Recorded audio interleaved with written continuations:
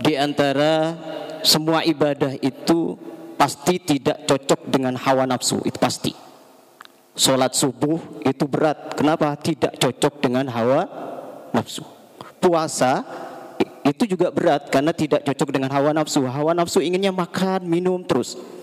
Kemudian diperintahkan puasa, sehingga ada orang berat berpuasa. Kenapa? Karena tidak cocok dengan hawa nafsu. Orang bayar zakat, sedekah itu juga berat. Kenapa? Nggak cocok dengan hawa nafsu.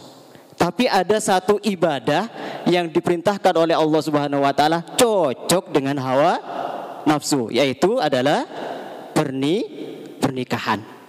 Jadi pernikahan ini adalah ibadah yang cocok dengan hawa nafsu.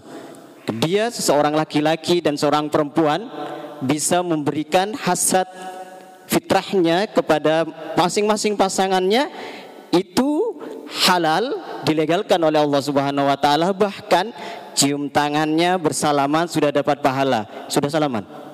Sudah salaman lagi. Alhamdulillah dapat satu pahala. Nanti ketika dipegang, dipeluk dapat 10 pahala. Tapi jangan di sini meluknya.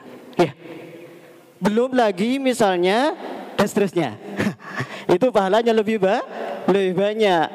Sehingga kemudian Nabi bilang, wa fi but'i ahadikum sedekah.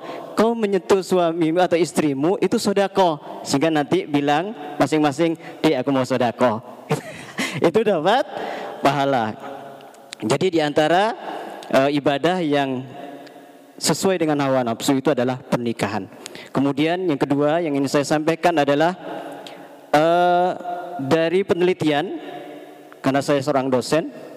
Jadi 279 sekian penyebab perceraian itu adalah perselisihan dan pertengkaran.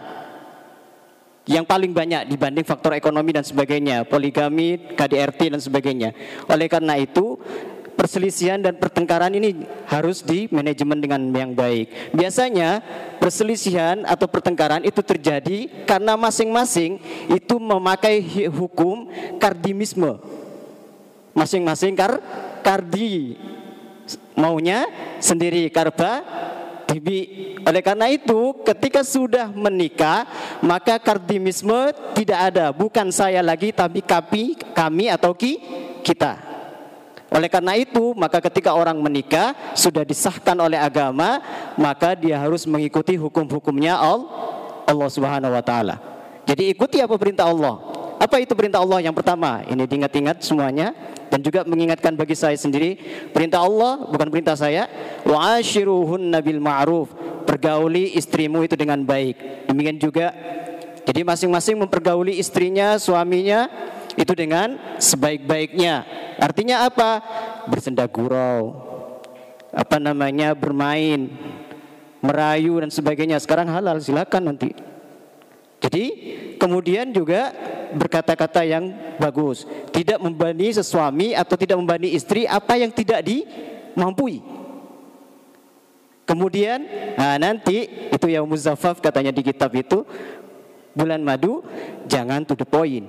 Dalam satu hal to the point bagus, tapi urusan kayak gini jangan to the point, bahaya. Kata Nabi apa resepnya? Qublah wal kalam. Kata Nabi, ini mudah-mudahan sudah nikah semua ya, atau biar yang nikah biar nyenger-nyeng ini.